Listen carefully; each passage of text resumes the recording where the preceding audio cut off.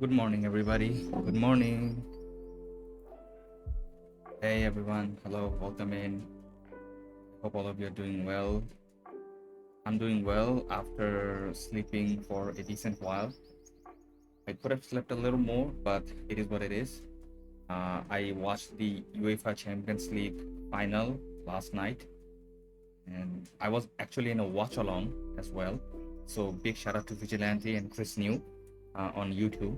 You can probably find that on my YouTube channel. I have posted about it, and I was in that stream for quite a while before the penalties. But you can check it out later on. Big congratulations to PSG, Paris Saint-Germain from France. They won Champions League back to back. They did the treble back to back also. They won 3 trophies on the previous season and this season as well. So huge congrats to them. Tough luck to Arsenal. Despite winning the Premier League, they could not get the Champions League done, even after getting to the final in 20 years. After 20 years, they got to the final, but and they played decently well. Like they had their own moments, they had their uh, up and comings, but they were playing way too defensively. And they got an early goal in, but they could not capitalize on it. They could not push back. They could not give any sort of uh, retribution, or they did not manage to get another goal, which was crucial. Otherwise, PSG would have bounced back, and that is what happened. PSG bounced back. They got a penalty, they scored, and then it just clicked for them. And at the end of the day, they just got everything done right. Things worked out for them, and then in the penalties, Eze and Gabriel, the defender, they missed. Nuno Mendes, this penalty got saved by Raya, which was interesting because Raya made a really good save, but the rest of them he could not save. Neither could PSG's keeper, by the way. PSG's keeper didn't save any penalties. It's the Arsenal players that missed. Because of their miss, they kind of uh, lost the match. But it is what it is. Yeah. So congratulations to PSG.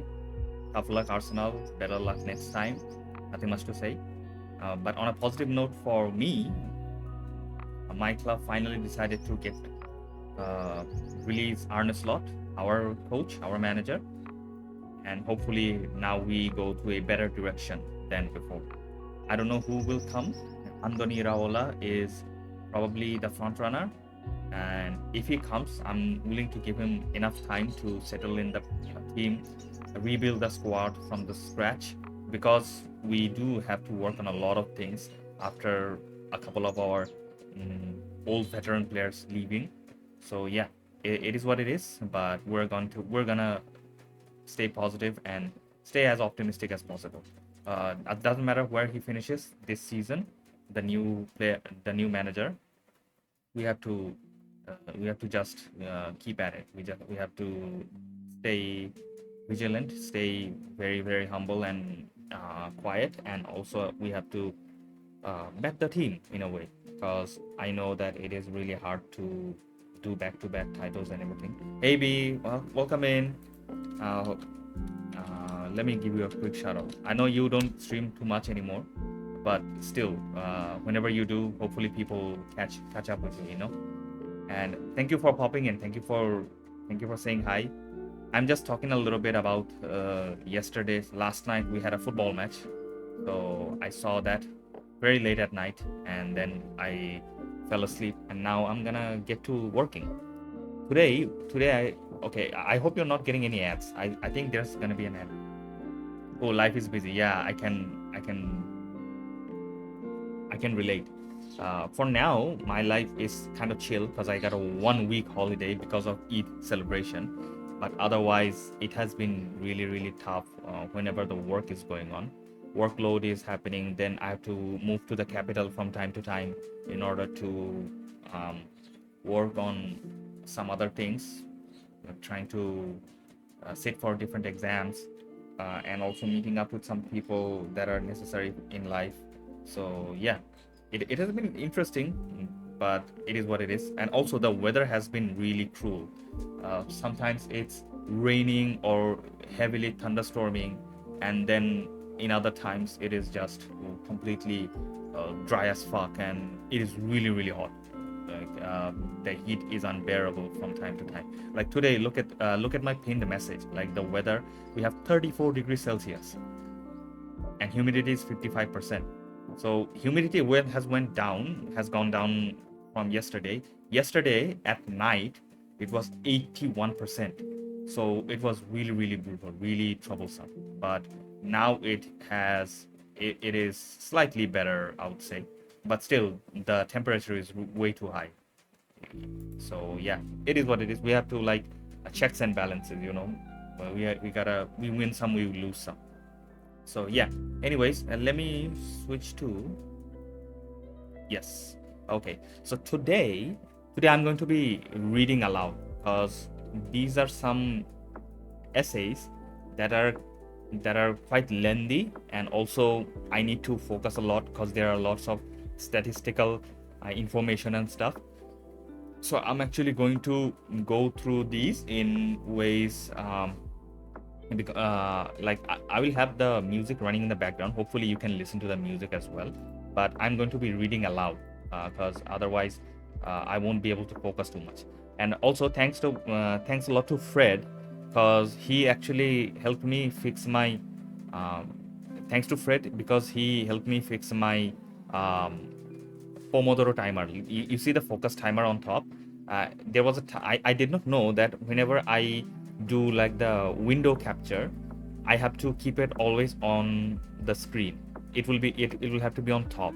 Otherwise, if I move to any other tabs, it would just the timer would get frozen on my overlay. I didn't know that. So now I'm using a browser source as directly. I'm using the internet link, like the website for the uh, focus browser source, and he taught me how to do the interact and everything in order to be able to kind of fiddle with it. So yeah, I'm really grateful to him, and let me give him a shout out because he knows a lot about OBS and other tech savvy stuffs, and it is really nice. It's really nice that he was helpful towards me, and he gives out really nice suggestions. I know I'm not well versed in like Python and all of these other stuffs, but the general stuffs I can do. So yeah. Anyways, we're gonna get to working. Thanks for Thanks for coming over here, B, and hopefully you're lurking and working as well. Do stay productive, and in the meantime, I'm gonna go and start the timer, and then we're going to start studying. So yeah, enjoy the music in the background, and hopefully enjoy my voice as well, because today you're gonna be listening to it for a long time. So yeah, 25 minutes of focus session, 5 minutes of short break, and maybe we'll do 2 focus sessions and read along everything, and afterwards we're gonna read out. So yeah, around an hour or an hour and a half stream, that's about it. So yeah, let's go and start the timer and go and study. Food security in Bangladesh. Food security is a crucial aspect of national stability, ensuring that all individuals have access to sufficient, safe, and nutritious food to maintain a healthy life. It encompasses not only food availability but also accessibility, affordability, and proper utilization. Bangladesh, with its dense population, has made significant strides in agricultural production but continues to face challenges in achieving sustainable food security. Food security is a crucial part of national stability, ensuring that all individuals have access to sufficient, safe, and nutritious food to maintain a healthy life. It encompasses not only food availability, but also accessibility, affordability, and proper utilization. Bangladesh, with its dense population, has made significant strides in agricultural production, but continues to face challenges in achieving sustainable food security. What is food security? Food security refers to a state where all people at all times have physical, social, and economic access to sufficient, safe, and nutritious food that meets their dietary needs and food preferences for an active and healthy life. Food security refers to a state where people at all times have physical, social, and economic access to sufficient, safe, and nutritious food that meets their dietary needs and food preferences for an active and healthy life. It is based on four key pillars: availability, accessibility, utilization, stability. Availability is ensuring enough food is produced and supplied within a country or through imports. Accessibility is ensuring that individuals have the means to obtain food, which depends on factors like income, market structures, and food distribution networks. Utilization is ensuring proper consumption of food, including adequate nutrition, clean water, and healthcare to maintain a healthy life. And stability is ensuring that food supply and access are not disrupted by economic, environmental, or political shocks. So let's read these again. What is food security? Food security refers to a state where all people at all times have physical, social, and economic access to sufficient, safe, and nutritious food that meets their dietary needs and food preferences for an active and healthy life. It is based on four key pillars: availability, accessibility, utilization, and stability. Availability is ensuring enough food is produced and supplied within a country or through imports. Accessibility is ensuring that individuals have the means to obtain food, which depends on factors like income, market structure, and food distribution networks. Utilization is ensuring proper consumption of food, including adequate nutrition, clean water, and healthcare to maintain a healthy life. And stability is ensuring that food supply and access are not disrupted by economic, environmental, or political shocks. Current status of food security in Bangladesh: high rice production but limited diversification. Bangladesh produced approximately 40.6 million tons of rice in 2024 and 25, meeting about 98% of domestic demand, but remains dependent on imports for other staples. Rising import dependency. The country needs about 10 million tons of food grain imports, according to 2025 and 26 statistics, especially wheat, which is about 6.9 million tons, increasing vulnerability to global market stocks. Climate change threats: floods, cyclones, and salinity intrusion continue to damage crops. For example, 175,000 hectares affected in 2022 and reduce yields by 15 to 20% in affected areas. Persistent inflation pressure. Food inflation remains high at around 8 to 9% in 2025, with rice prices being the main driver, disproportionately affecting low-income groups. Ongoing food and nutrition insecurity. Around 16 to 24% of the population faces food insecurity, while 31% of children are stunted and 10% suffer from wasting. And government support and resilience efforts. Programs like OMS and VGF, along with climate smart agriculture, for example, salt tolerant rice, expanded irrigation, are helping improve access and resilience. Let's study these again. Current status of food security in Bangladesh: high rice production but limited diversification, rising import dependency, climate change threats, persistent inflation pressure, ongoing food and nutrition insecurity, and government support and resilience supports. So, high rice production but limited diversification. Bangladesh produced about 40.6 million tons of rice, meeting about 98% of domestic demand, but remains dependent on imports for other staples. Rising import dependency. The country needs about 10 million tons of food grain imports, especially wheat, which is about 6.9 million tons, increasing vulnerability to global market shocks. Climate change threats. Floods, cyclones, and salinity intrusion continue to damage crops. For example, 175,000 hectares affected in 2022 and reduce yields by 15 to 20% in affected areas. Persistent inflation pressure. Food inflation remains high at around 8 to 9% in 2025, with rice prices being the main driver, disproportionately affecting low-income groups. Ongoing food and nutrition insecurity. Around 16 to 24% of the population faces food insecurity, while 31% of children are stunted and 10% suffer from wasting. And government support and resilience efforts. Programs like OMS and VGF, along with climate smart agriculture, for example, salt tolerant rice, expanded irrigation, are helping improve access and resilience. OMS is like open market system, as far as I remember, but I forgot what VGF is. A vulnerable group forum, I think, like that, some sort of program like that. These two provide like daily commodities type of food items or grains, or like rice, oil, onions, um, sometimes sugar, salt, all of these types of things at very cheap rate, like like the wholesale market rate, not on the retail price. So challenges to food security. What are the challenges? Climate change and disasters, land scarcity and soil degradation, market price volatility, food import dependency. Hold on. Let me see. Okay. Food import dependency, economic inequality, political and policy instability, post-harvest and supply chain problems, water scarcity and irrigation challenges, and malnutrition and poor dietary diversity.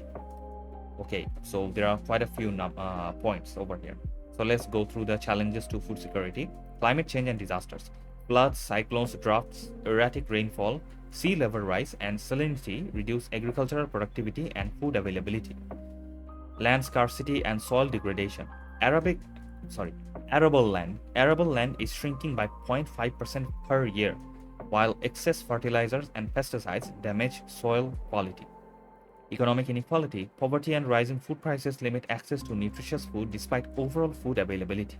Poverty and rising food prices limit access to nutritious food despite overall food availability. Post-harvest and supply chain problems. Poor storage, transport, and market systems cause major flood wastage. Malnutrition and poor dietary diversity. 24% are food insecure, 10% face acute shortages, 31% of under 5 children are stunted, 8% wasted, 22% underweight, and 40% of women and children suffer from anemia. Market price volatility. Frequent food price changes make basic foods unaffordable for low-income groups. Food import dependency. Bangladesh is rice self-sufficient but depends on imports for wheat, edible oil, and other essentials. So we have enough rice, but we don't have many other crops. Political and policy instability. Policy shifts, weak coordination, and poor implementation slow long-term food security efforts. Policy shifts, weak coordination, and poor implementation. These are the things that slow long-term food security efforts. And water scarcity and irrigation challenges. Rising water demand and inefficient irrigation reduce crop yields and threaten future food production. Rising water demand and inefficient irrigation reduce crop yields and threaten future food production. Government initiatives to ensure food security in Bangladesh. So we saw through a lots of challenges, and let's see what the government is trying to do in order to mitigate some of the challenges, or maybe slow down the burden of the challenges. The government of Bangladesh has implemented a series of strategic initiatives to enhance food security, focusing on policy formulation, program implementation, and infrastructure development. So they're focusing on policy formulation, program implementation, and infrastructure development. And the key efforts include National Food and Nutrition Security Policy 2020, NFNSP 2020, NFNSP Plan of Action 2021 to 2030, Climate Resilient Agriculture Investment, Farmer Card Initiative, Social Safety Net Programs, Food Storage and Distribution, Nutrition Goals Commitment, and Food Price Inflation Control. So let's go through these points one by one. So NFNSP 2020, which is National Food and Nutrition Security Policy 2020, approved in August 2020 to ensure access to sufficient, safe, and nutritious food for all citizens. It focuses on food availability, access, utilization, stability, and multi-sector coordination. It focuses on food availability, access, utilization, stability, and multi-sector coordination. NFNSP Plan of Action 2021 to 2030. Developed to implement NFNSP through specific strategies over 10 years, it addresses climate change, economic inequality, population growth, and supports SDGs targets on hunger and nutrition. So, NFNSP Plan of Action 2021 to 2030, developed to implement NFNSP through specific strategies over 10 years. Hold on, people.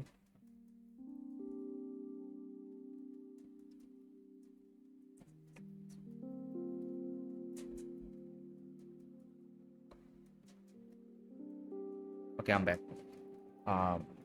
Developed to implement NFNSP through specific strategies over 10 years, it addresses climate change, economic inequality, population growth, and supports SDG targets on hunger and nutrition.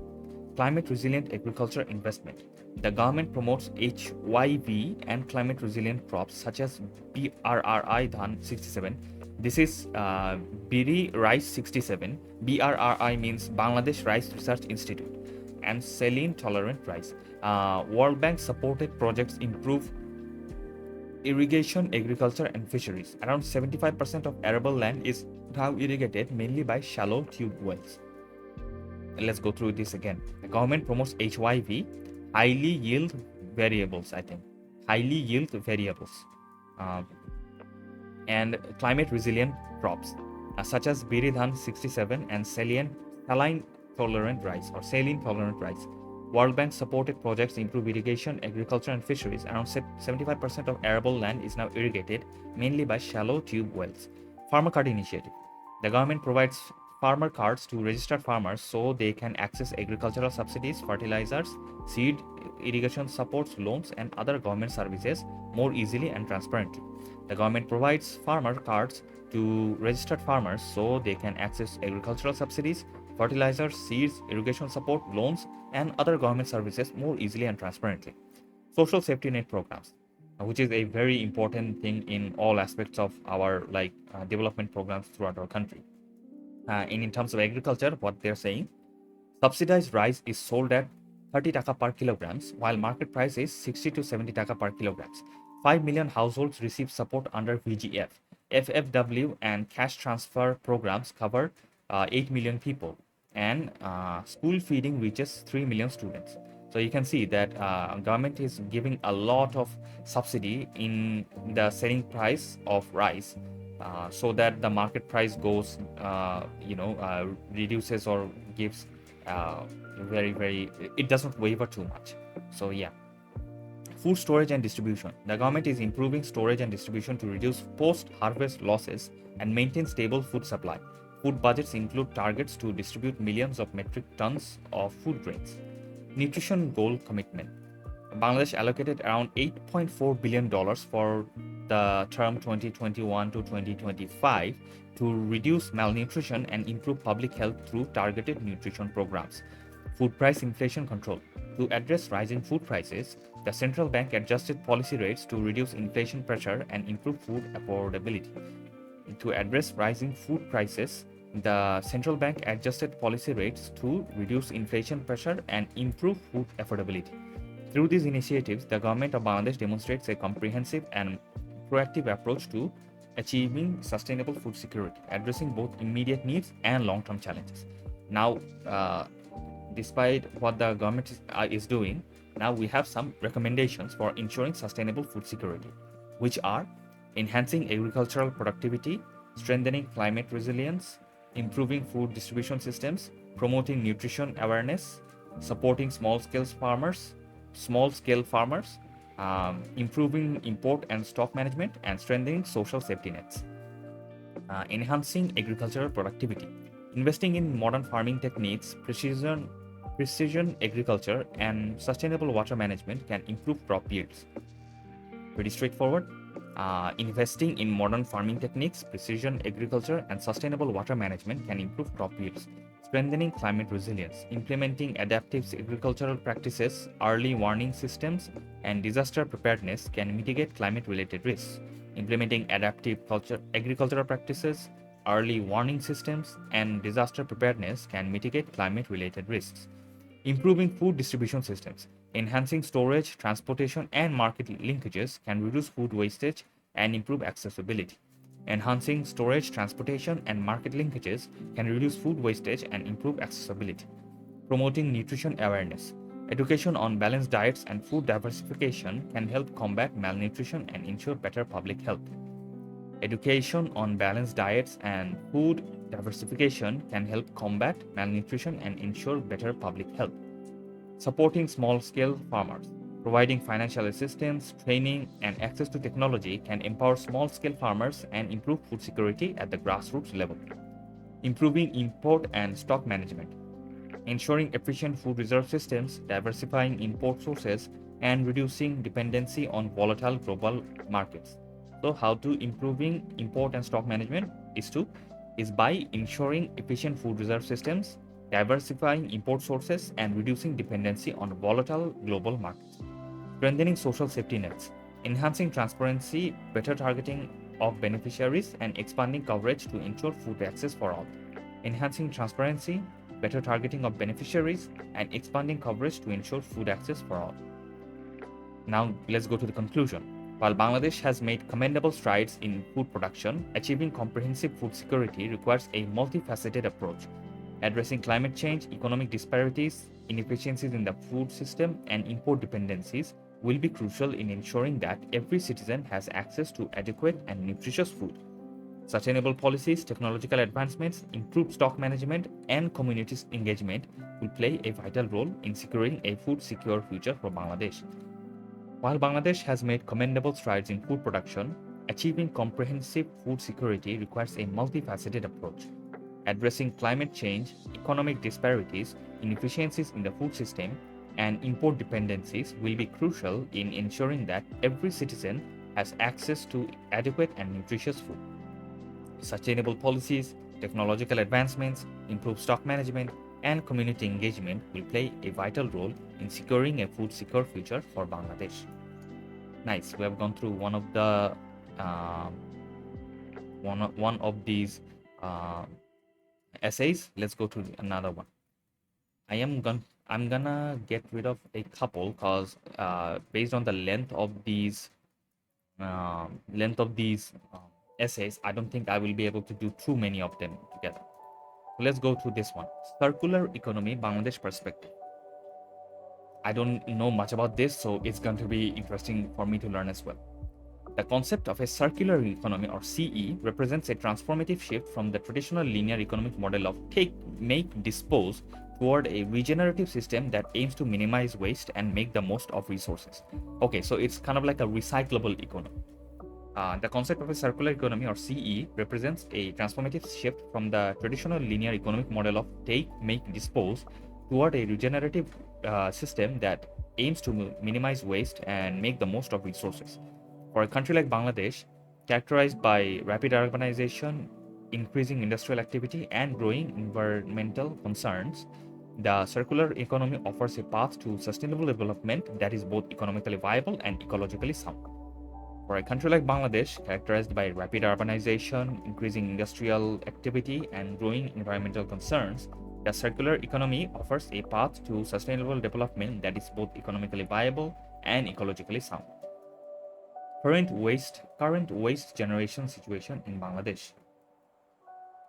Why do I have to get no, why do I get messages abruptly? Anyways, current waste generation situation in Bangladesh. Dhaka city alone generates over 8,000 to 10,000 tons of solid waste per day, making it one of the most waste intensive urban areas in South Asia. Yeah, Dhaka city was voted one of the most polluted and dirtiest uh, cities in the world quite a few times, and it is still in the top three because of its heavily densely populated area and wastage, and like lack of waste management and everything else. Uh, yeah, pretty straightforward and pretty accurate, I would say. Dhaka city alone generates over 8,000 to 10,000 tons of solid waste per day, making it one of the most waste-intensive urban areas in South Asia. Nationwide, Bangladesh produces approximately 25,000 to 30,000 tons of solid waste daily, and this number is expected to grow with economic development and lifestyle changes. With only 40 to 60% of urban waste is collected by city corporations or municipalities. City corporations or municipalities. A large portion of waste is dumped informally in open spaces, drains, rivers, or lowlands, contributing to severe air and water pollution, frequent drain blockages and urban flooding, and public health hazards due to vector-borne diseases. Bangladesh generates around 800,000 tons of plastic waste annually, with only 36% recycled, mostly through informal sectors. Single use plastics are a growing concern in urban and coastal areas, choking drains and harming aquatic ecosystems. So Bangladesh generates around 800,000 tons of plastic waste annually, with only 36% recycled, mostly through informal sectors. Single-use plastics are a growing concern in urban and coastal areas, choking drains and harming aquatic ecosystems. 70 to 80% of municipal solid waste is organic, which are like kitchen waste, food scraps, etc., which could be composted or used for biogas production, but is mostly wasted. Low segregation at source means recyclable and compostable materials are mixed and end up in landfills or open dumps. The textile and leather industries contribute to significant chemical waste and water pollution. So, from the points, we can see that at first it talks about the Dhaka city's daily waste, like waste generation. Then it talks about the daily waste generation of the entire country. Then it talks about that 40 to 60% of waste is collected by the municipalities and thrown away. Then informal waste dumping, it talks about it, which results in water pollution, air pollution, drain blockages, and health hazards, all of these. Then it talks about the annual waste generation of Bangladesh, and only 36% are recycled. And the use of single-use plastics have been very, very harmful for us. And afterwards, it talks about like organic municipal solid waste, which could be turned into biogas, but is not composted, so it becomes another problem of waste issue. Then low segregation at source, and that means recyclable and compostable materials are mixed and end up in landfills or open dumps. And then also they talks about the chemical waste and water pollution done by textile and leather industries. Why circular economy matters for Bangladesh? So the points are: reduces waste and pollution, conserves limited resources, boosts economic efficiency, supports green jobs, strengthens industrial sustainability, enhances climate resilience, aligns with global market trends, improves energy efficiency, and meets global commitments. So let's go through these one by one. These are pretty, like, the points speak for themselves, the name of those points. So let's just go through these directly. Reduces waste and pollution, helps manage growing waste problems, especially in urban areas like Dhaka, and reduces environmental pollution from plastics, textiles, and chemicals. Conserves limited resources, minimizes dependence on imported raw materials, and preserves natural resources like water, land, and energy. Boosts economic efficiency, promotes recycling, reuse, and product longevity, lowering production costs and creating more value from existing materials. Supports green jobs, encourages new employment opportunities in recycling, repair, remanufacturing, and eco-innovation sectors. Strengthens industrial sustainability, makes key industries like garments, leather, and agriculture more environmentally and economically resilient. Enhances climate resilience, reduces carbon emissions, and supports Bangladesh's climate goals by promoting sustainable production and consumption. Aligns with global market trends, prepares local industries to meet international sustainability standards, boosting export potential. Improves energy efficiency, supports renewable energy use, and recovers energy from organic and industrial waste, and meets global commitments, helps achieve Sustainable Development Goals, which are SDGs, and climate targets under the Paris Agreement through sustainable practices. It also helps Bangladesh meet its nationally determined contributions (NDCs) under the Paris Agreement by reducing emissions, promoting green jobs, and enabling sustainable infrastructure development. Recent initiatives and developments. So, what are the recent initiatives taken? R&D sector leadership, strengthen policy frameworks, financial incentives, capacity building and infrastructure, strategic collaborations, circular PET projects, and Bangladesh Circular Economy Summit 2024.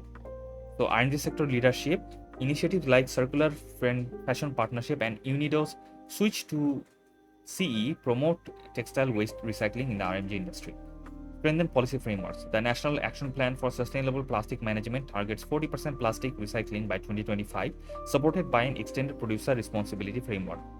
Financial incentives. Bangladesh Bank's Sustainable Finance Policy 2023 offers refinance schemes and incentives for circular economy projects. Capacity building and infrastructure. Focus on training professionals in circular economy principles and improving recycling technologies and waste collection. Strategic collaborations.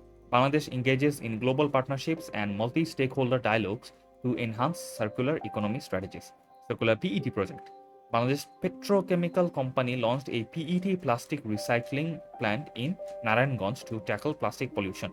And Bangladesh Circular Economy Summit 2024, industry leaders gathered to advance sustainable development through circular economy strategies. Okay, now we are currently on a break time. Sorry that I am still studying, since I still have a lot of things to go through. But I reduced the number of essays because I saw that these essays are quite lengthier compared to what I usually study on stream. So that's why I'm gonna only go through 4 essays on this stream, and afterwards we're gonna raid off to someone else and show some love.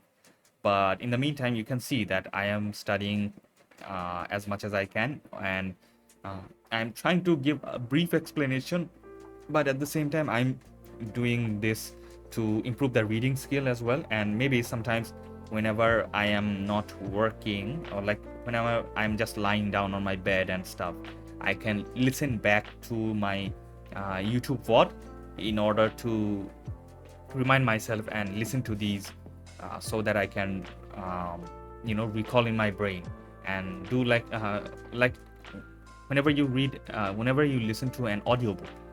That is what I'm trying to do with this one as well. Sometimes I just don't want to stare at the screen, stare at the PDF file. That's why I wanna keep an audio version of this, so that I don't have anything left. Like I don't have to put pressure on my eyes. Hold on.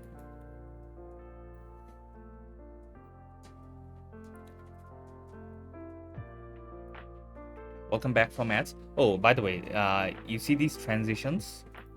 I hope you can see these transitions. Thanks to Fred, by the way. He taught me the transitions as well, which was very nice of him. And I'm really glad that he did, because it looks way cooler from now on.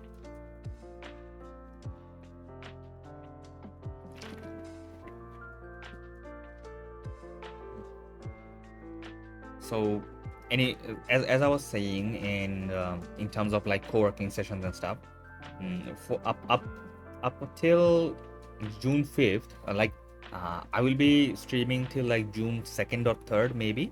On June 4th, I will be heading to the capital to attend for the exam on June 5th.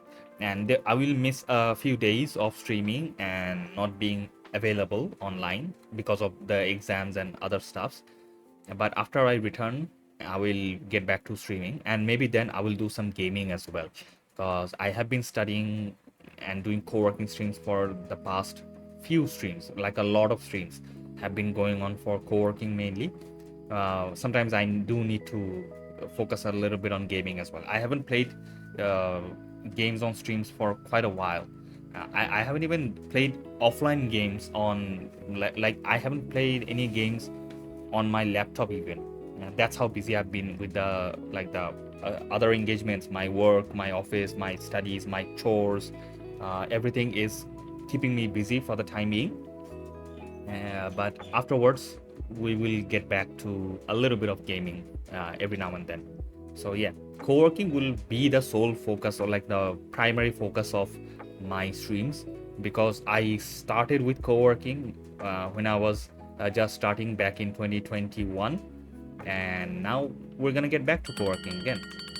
So yeah, it is what it is, and I don't have much to say and now let's get back to studying, because we have the focus timer running again and I don't want to slack off. So yeah, challenges to implementation. Bangladesh faces several challenges in fully embracing a circular economy, and the challenges are lack of awareness and knowledge, technological barriers, high initial costs, inadequate infrastructure, weak policy and regulatory framework, linear mindset, financial constraints, lack of skilled workforce, supply chain disconnect, and quality concerns. So let's go through the points. Lack of awareness and knowledge. Limited understanding among businesses, policymakers, and consumers about circular economy principles and their benefits. Technological barriers. Insufficient access to and investment in advanced technologies for recycling, remanufacturing, and waste management. high initial costs. The upfront investment required for transitioning to circular processes and infrastructure can be a significant deterrent for industries, especially small and medium enterprises. SME means small and medium enterprise. Inadequate infrastructure. A lack of developed collection, sorting, and processing infrastructure for various waste streams hinders effective recycling and reuse. Weak policy and regulatory framework. Insufficient government support, clear regulations, and incentives to encourage circular practices. Linear mindset. A deeply ingrained take, make, dispose linear economic model and consumer habits make the shift to circularity challenging. Not circulatory. Let me read that sentence again because it is a mouthful. A deeply ingrained take, make, dispose linear economic model and consumer habits make the shift to circularity challenging. Financial constraints. Limited access to green finance and difficulties in securing loans for circular economy projects. Lack of skilled workforce. A shortage of professionals with the expertise needed to implement and manage circular economy initiatives. Supply chain disconnect. Poor coordination and collaboration among different stakeholders in the supply chain to close material loops. And quality concerns. Maintaining consistent quality for products made from recycled or reused materials can be a challenge. So these are the challenges to getting the circular economy running. And now we have a way forward, a strategic framework. So we're going to focus on some frameworks that will hopefully ensure or enable some sort of workaround or some sort of modern approach to how to get the circular economy going by facing those challenges or overcoming them. And the points are policy integration, public-private collaboration, education and training, incentives and financing, circular procurement, research and development, international collaboration, and monitoring and reporting.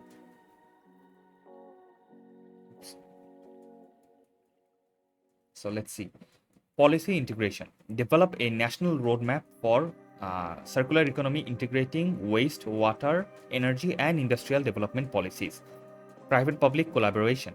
Encourage innovation through partnerships and investments in circular startups and technologies. Education and training. Incorporate circular economy concepts in educational curricula and industry skill development. Incentives and financing. Provide tax incentives or grants for companies adopting circular practices. Circular procurement. Implement policies encouraging public and private sector procurement of circular products and services. Research and development. Fund R&D into new circular materials, processes, and business models. International collaboration. Foster partnerships with other nations and organizations for knowledge sharing and best practices in circular economy. Monitoring and reporting. Establish metrics and frameworks to track progress towards national circular economy goals and report on impact.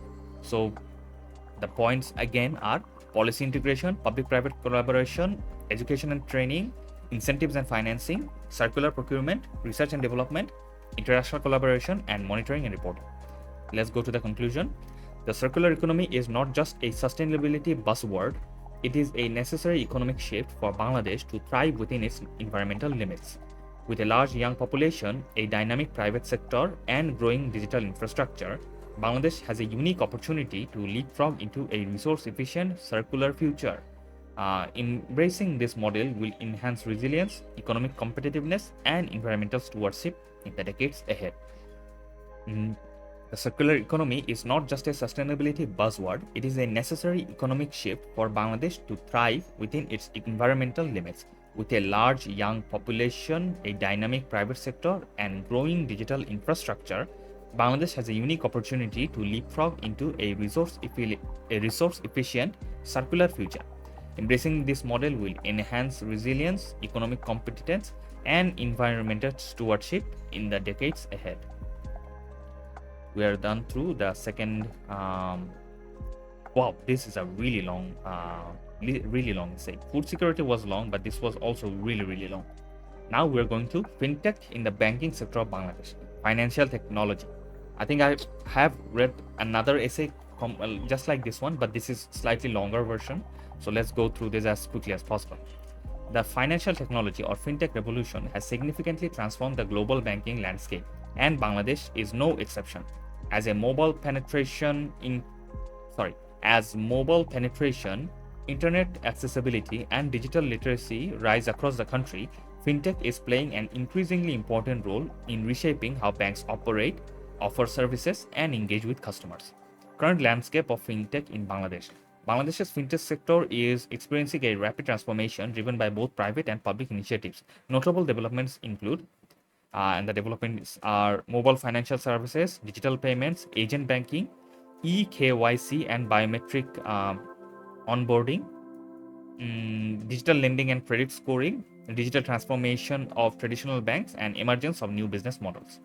So, mobile financial services (MFS) platforms like Bikash, Nogod, and Rocket have become ubiquitous, particularly among the unbanked and underbanked populations. They offer services such as money transfers, bill payments, mobile top-ups, and even savings and investment products. Bandit Key, welcome in. Thank you for claiming first. Thank you very much for claiming first. I don't know whether you stream, but I will.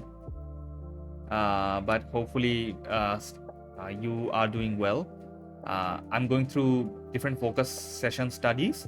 Hopefully you enjoy reading along with me as well. So I am currently reading about financial technology in the banking sector of Bangladesh. Thank you for claiming first, by the way. Thank you, and hopefully I see you soon. Do drop a follow if you want to, and hope to see you soon, very soon. Mobile financial services platforms like Bikash, Nogod, and Rocket have become ubiquitous, particularly among the unbanked and underbanked populations. They offer services such as money transfers, bill payments, mobile top-ups, and even savings and investment products. Digital payments. Banks have increasingly adopted real-time payment systems, QR-based payments, and online fund transfers, for example, BEFT and NPSB, RTGS. So we all know about different types of these are different like digital payment systems.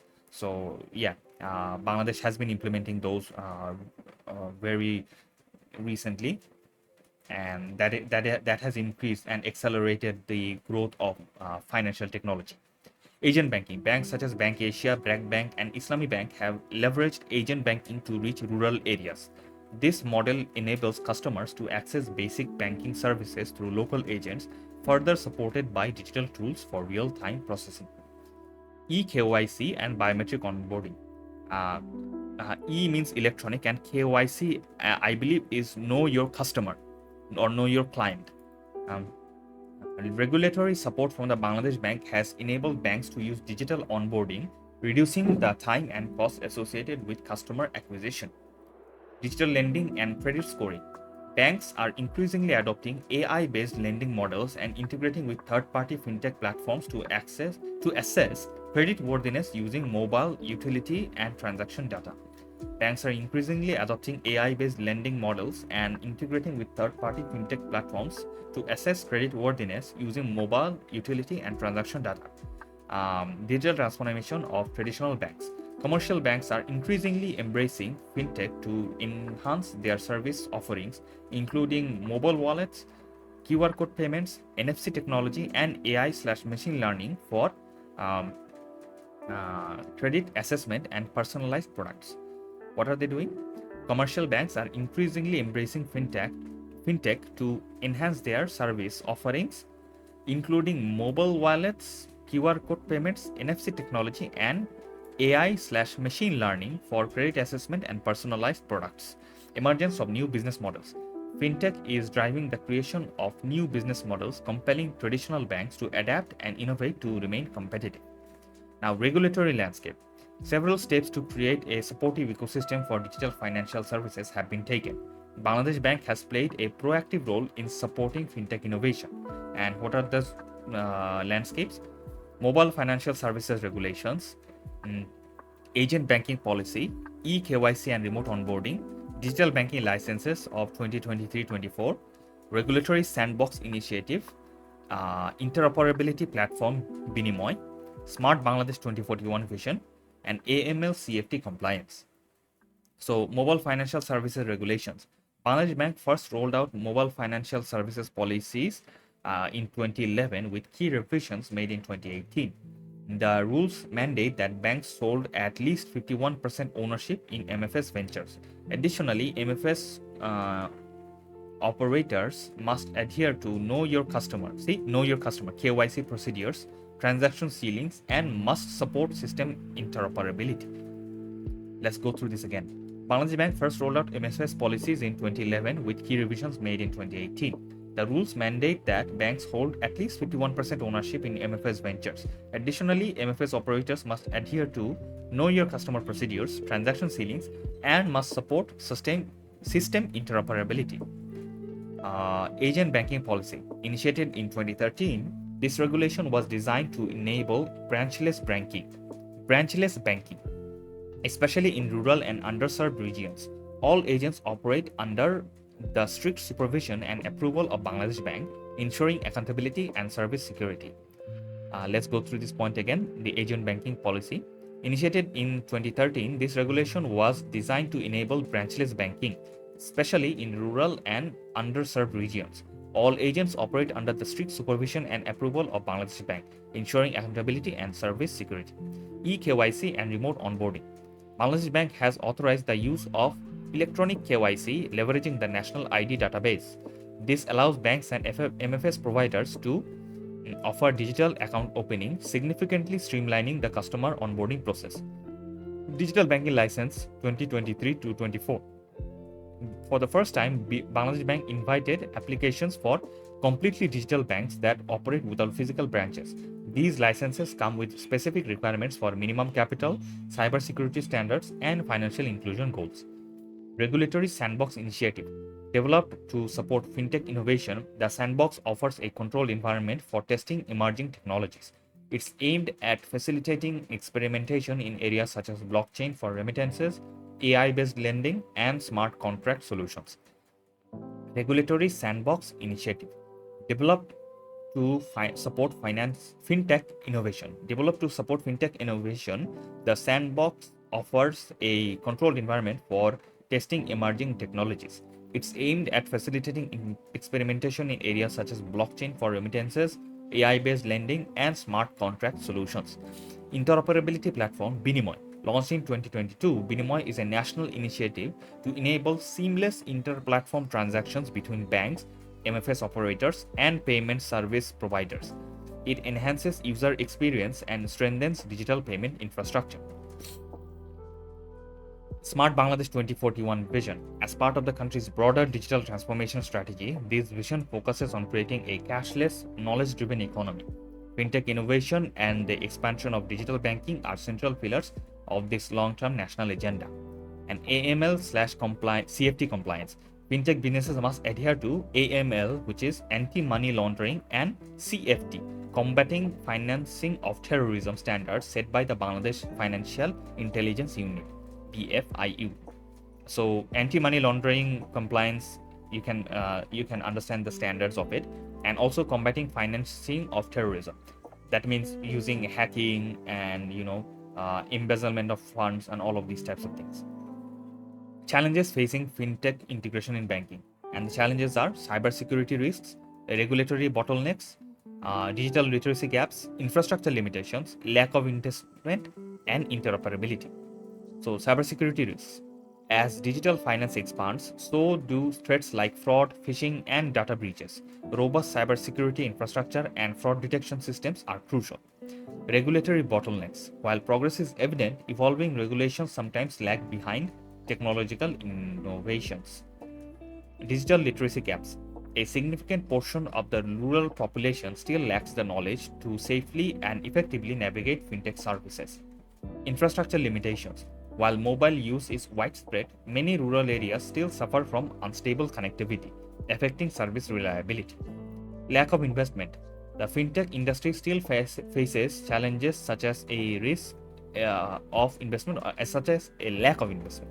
The fintech industry still faces challenges such as a lack of investment and interoperability. While initiatives like Binimoy aim to facilitate seamless transfers between MFS providers and banks, ensuring universal adoption and interoperability across different platforms remains a hurdle. the road ahead to overcome challenges. So we saw the challenges. Now there are some suggestions that can probably help in mitigating those.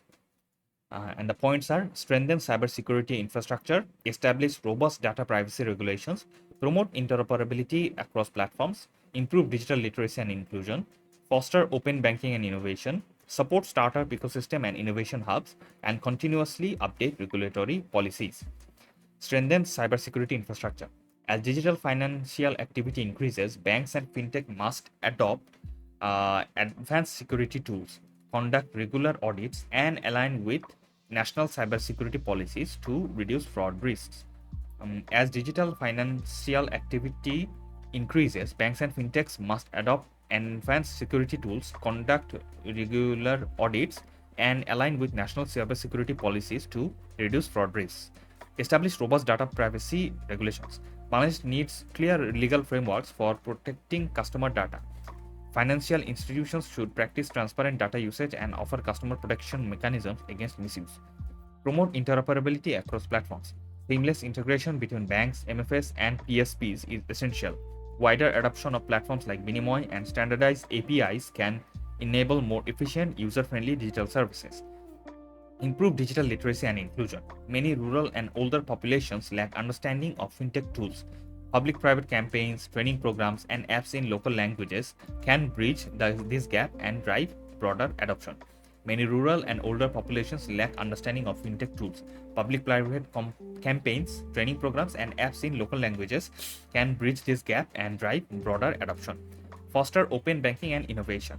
Introducing a regulated open banking framework will enable third party developers to offer new services, improving customer experience and competitive innovation in financial products. Introducing a regulated open banking framework will enable third party developers to offer new services, improving customer experience and competitive innovation on financial products. Support startup ecosystem and innovation hubs. Government and regulatory bodies should expand sandbox programs, offer funding and incubation support, and create structured partnerships between banks and fintech startups. Government and regulatory bodies should expand sandbox programs, offer funding and incubation support, and create structured partnerships between banks and fintech startups. Continuously update regulatory policies. The dynamic fintech landscape demands flexible regulations that evolve with technology. Stakeholder engagement and alignment with global best practices will ensure sustainable growth. The dynamic fintech landscape demands flexible regulations that evolve with technology. Stakeholder engagement and alignment with global best practices will ensure sustainable growth. In conclusion, the convergence of fintech and banking in Bangladesh is creating a vibrant, inclusive, and future ready financial ecosystem. With supportive policy frameworks, continuous innovation, and strategic partnerships, fintech is poised to become a cornerstone of the Bangladeshi banking sector's evolution, one that can drive both economic growth and social. Let's go through the conclusion again. In conclusion, the convergence of fintech and banking in Bangladesh is creating a vibrant, inclusive, and future ready financial ecosystem. With supportive policy frameworks, continuous innovation, and strategic partnerships, fintech is poised to become a cornerstone of the Bangladeshi banking sector's evolution, one that can drive both economic growth and social. And this is going to be our last essay: current fuel crisis in Bangladesh, challenges and way forward. Introduction. Bangladesh is currently facing one of its most severe energy crises in decades, driven by both global geopolitical shocks and domestic structural weaknesses. With around 95% dependence on imported energy, the country is highly vulnerable to global instability. Recent tensions, particularly the Iran-Israel conflict, have disrupted oil and LNG supply chains, exposing this fragility. As policymakers confront a potential fuel shortage, there is an urgent need to address these challenges and develop a strategic plan for long-term energy security and economic resilience. Nature and key causes of the crisis. The present fuel crisis in Bangladesh is driven by both external and internal factors. And the factors are heavy dependence on imports, decline in domestic gas production, rising cost of LNG imports, foreign currency crisis, and specifically dollar, vulnerability to supply routes, government governance and planning gaps, and panic buying and market pressure. Heavy dependence on imports. Bangladesh relies heavily on imported fuel from a few foreign suppliers. This makes the country vulnerable to global conflicts, geopolitical tensions, and trade disruptions. Decline in domestic gas production. Domestic gas production has been decreasing, failing to meet demand. As a result, the country depends more on expensive imported liquefied natural gas. The cost of LNG imports. So, liquefied natural gas import costs have increased significantly, putting pressure on the national budget and forcing the government to provide subsidies. Foreign currency or dollar crisis. A shortage of foreign currency limits the ability to import fuel, as payments must be made in US dollars, leading to delays and reduced supply. Vulnerability of supply routes. Fuel imports depend on global maritime routes. Any disruption due to conflict or political tension can affect supply. Governance and planning gaps. Weak planning, slow decision making, and lack of diversification have worsened the crisis. And panic buying and market pressure. Fear of shortages leads people to buy excess fuel, creating artificial demand. This causes stock depletion, long queues, and uneven distribution.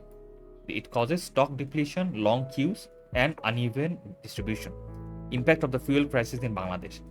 So the points are: disruption in daily life and increased living cost, electricity shortages and load shedding, industrial slowdown and reduced production, economic pressure and inflation, agricultural challenges and food price rise, transportation and supply chain disruptions, and public anxiety and market instability. Disruption in daily life and increased living cost. Fuel shortages and rising prices have made daily life difficult. Cooking gas scarcity, higher transport fees, and increased prices of goods have raised the overall cost of living for ordinary people. Cooking gas scarcity, higher transport fares, and increased prices of goods have raised the overall cost of living for ordinary people. Electricity shortage and load shedding. Due to insufficient food supply, power plants cannot operate at full capacity, leading to frequent load shedding and reduced electricity generation across the country. Industrial slowdown and reduced production. Many industries are facing gas shortages, forcing them to operate below capacity. This reduces production, increases manufacturing costs, and negatively affects export sectors. So many industries are facing gas shortages, forcing them to operate below capacity. This reduces production, increases manufacturing costs, and negatively affects export sectors. Economic pressure and inflation. High fuel import costs and subsidies are putting pressure on the national budget. At the same time, rising fuel prices are contributing to inflation, increasing the price of goods and services. Agricultural challenges and food price rise. Farmers depend on fuel for irrigation and machinery. Higher fuel costs increase agricultural expenses, which eventually lead to higher food prices in the market. Transportation and supply chain disruptions. Increased fuel costs raise transportation expenses, affecting the movement of goods. This creates delays and increases the cost of products in the market. And public anxiety and market instability. Fear of fuel shortages leads to panic buying, which worsens the situation. This creates instability in the market and increases pressure on the existing fuel supply. Now, government initiatives to address the fuel crisis. And the initiatives are: reduction to office and commercial working hours, planned load shedding or power rationing, emergency fuel import and supply increase, diversification of fuel sources, fuel subsidies and price control, energy conservation measures, and monitoring supply chain and preventing hoarding. So, reduction of office and commercial working hours. The government shortened office hours and instructed shopping malls and markets to close earlier to reduce electricity and fuel consumption. Planned load shedding or power rationing. Scheduled power cuts have been introduced to manage limited fuel resources and reduce pressure on fuel-based power plants. Emergency fuel import and supply increase. Authorities arranged additional imports of diesel, petrol, and LNG using fast-track procurement to avoid shortages. Diversification of fuel shortages. The government is seeking fuel from multiple countries to reduce dependence on a few traditional suppliers and ensure stable supply. Fuel subsidies and price control. Fuel prices are kept lower than market costs through subsidies to protect citizens from inflation and economic shock. Energy conservation measures. Steps such as limiting government vehicle use, promoting work from home, and encouraging reduced energy consumption have been implemented. And monitoring supply chain and preventing hoarding. Strict monitoring systems have been introduced to ensure proper distribution of fuel. Authorities are taking action against hoarding, black marketing, and irregular supply.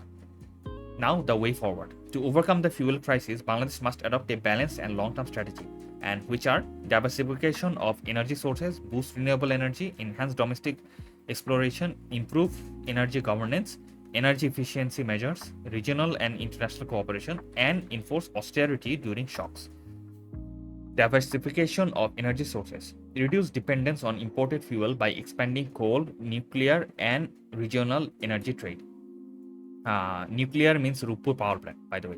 Boost renewable energy. Invest in solar and wind energy. Previously cancelled renewable projects could have reduced current shortages. Enhance domestic exploration. Increase gas exploration in onshore and offshore areas using modern technology. Improve energy governance. Ensure transparency, prevent hoarding, and strengthen regulatory oversight to avoid artificial shortages. Energy efficient measures. Energy efficiency measures. Promote energy saving technologies, reduce wastages, and encourage responsible consumption. Regional and international cooperation. Strengthen energy partnerships with neighboring countries for stable fuel supply. And enforce austerity during shocks. Implement temporary measures like reduced office hours, early market closures, and hybrid learning to cut non essential consumption. Now, let's go through the conclusion. The current fuel crisis in Bangladesh is a multifaceted problem influenced by global and domestic factors. While short-term measures may provide temporary relief, long-term structural reforms are necessary to ensure energy security. Without reducing import dependency, increasing domestic production, and investing in alternative energy, similar crises are likely to recur. Therefore, a balanced approach combining immediate action and strategic planning is essential for a stable and sustainable energy future. Let's go through the conclusion again. The current fuel crisis in Bangladesh is a multifaceted problem influenced by global and domestic factors. While short-term measures may provide temporary relief, long-term structural reforms are necessary to ensure energy security. Without reducing import dependency, increasing domestic production, and investing in alternative energy, similar crises are likely to recur. Therefore, a balanced approach combining immediate action and strategic planning is essential for a stable and sustainable energy future. Oh, so they have a Bengali version as well of the same essay. Okay. Apologies, everybody. Sorry that despite the timer running out, and let's pause it because we're going to move on. So thank you, everybody. Thank you very much for staying with me. I'm glad that we got through all of those essays very efficiently and effectively, and hopefully we have been able to learn as much as possible within the limited amount of time that I used for the streaming and the few quantities of essays that I had read through. So I hope things have been productive on your side as well. It was decently productive for me. I will be listening back to the video when I upload it on the YouTube. Let me just quickly put on all my socials for all of you to go through. Do get my socials. Subscribe to my YouTube channel for seeing the VOD. You can hop in my Discord if you want. It's not pretty active, so but it is what it is. Let's give all of you a hug. All of you who are lurking about, giving me support, and someone also redeemed Banditki. I assuming, yeah, Banditki. They had redeemed first. Thank you for redeeming first. Appreciate it. Thank you for lurking about. It doesn't you don't have to type anything. You can just listen along, and we're very lurker friendly as well. So if you want to remain anonymous and don't want to interact, it is completely fine. We are here to have fun. We are here to stay productive, stay safe, stay blessed, and maybe have some fun every now and then through discussions and conversation. So yeah, it is what it is. I'm going to see who we can raid. I can see someone is streaming who I know from other streams, and they mod for other channels and they also stream as well. They're playing Clair Obscure Expedition 33. It is a very interesting game. It won 9 awards as an indie developer. It has won 9 awards, 9 game awards in one like show. So it is very, very, very, I would say, good game. Turn-based game. A lot of people don't like it, but I would say that it is still pretty a pretty cool game nonetheless. So yeah, let me fetch his username. Thank you very much for being with me. I'm gonna give you who we are reading. We're reading Starkey, by the way. S Starkey. That is their username. I'm gonna start the raid, but before that, everybody, if you are following the channel, grab that raid message. Even if you're not, you can copy and paste that probably, most probably. And if you are a subscriber, grab this raid message and copy and paste this whenever you can. And I'm gonna go and start the raid. Everybody, thank you very much. I will see you very soon, maybe tomorrow as well. So take care, have a great rest of the day and night. I will see you all very, very soon. Stay safe, stay blessed, stay hydrated, which is very important. And see you next time.